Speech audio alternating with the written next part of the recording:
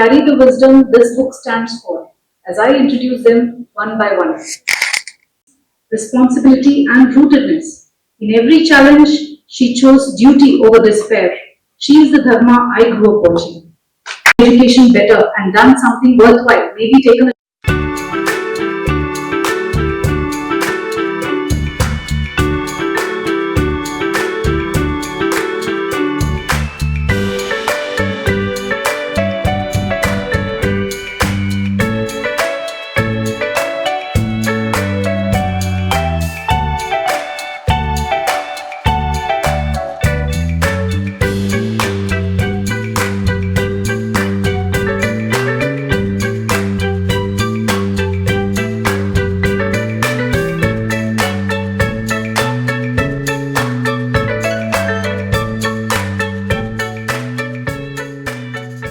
నా పేరు వెంకటరమణమూర్తి.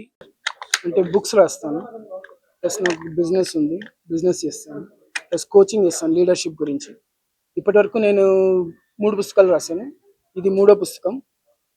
ఈ పుస్తకం పేరు AI driven leadership, leading with Dharma in the age of AI. అంటే మన చుట్టూ అన్ని మెషిన్స్ అవుతున్నప్పుడు మనము మన స్వధర్మాన్ని ఎలా పాటించాలి, దాన్ని కోల్పోకుండా మెషిన్స్కి అమ్ముడుపోకుండా మన ధర్మం ఏదైతే ఉందో, మన ధర్మం అంటే అసలు ధర్మ అంటే ఏంటి? ధర్మ అంటే పుట్టి నాకొక్కటి బెనిఫిట్ కాదు, నాకు ఎదుటివానికి ఇద్దరికి బెనిఫిట్ ఉండాలి. అంటే ఏదైనా నేను ఒక యాక్షన్ చేస్తే నా యాక్షన్ నాకొక్కటే కాదు, మిగతా వాళ్ళకు కూడా ఈక్వల్గా బెనిఫిట్ ఉంటేనే అదే ధర్మం.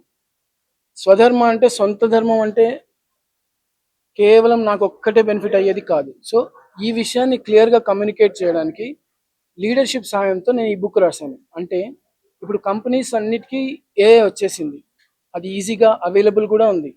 సో ఎవరైనా ఏమైనా క్రియేట్ చేయొచ్చు. మీకు కోడింగ్ వచ్చినా, టెక్నాలజీ తెలిసినా తెలియకున్నా ఒక యాప్ని 30 సెకండ్స్లో క్రియేట్ చేయొచ్చు.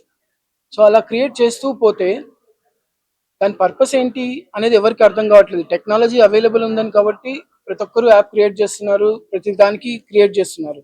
కానీ దానివల్ల ఎవరికి నష్టం వస్తుంది, ఎవరికి లాభం వస్తుంది, ఎవరు పట్టించుకోవట్లేదు.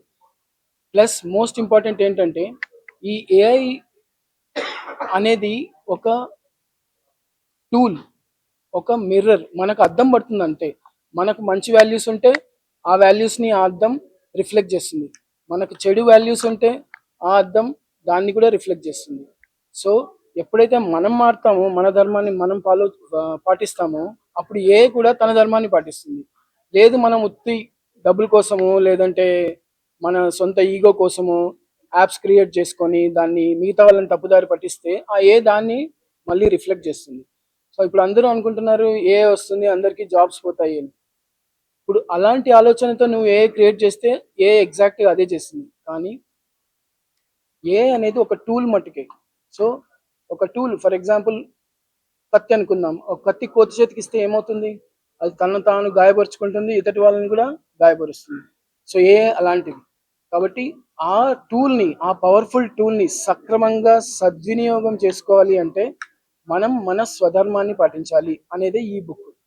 ఈ బుక్లో ఈ పంచశీల ప్రిన్సిపల్స్ అనేది ఎక్స్ప్లెయిన్ చేశాను అనమాట. ఏంటి పంచశీల ప్రిన్సిపల్స్ అంటే స్వాధ్యాయ, సమ, సంబంధ, సంకల్ప, సేవ. అంటే ఈ 5 ప్రిన్సిపల్స్ని ఎప్పుడైతే ఆర్గనైజేషన్స్, కంపెనీస్ ఫాలో చేస్తారో అప్పుడు హ్యూమన్స్ భయపడాల్సిన పని లేదు మెషిన్స్ టేక్ ఓవర్ చేసుకుంటాయని.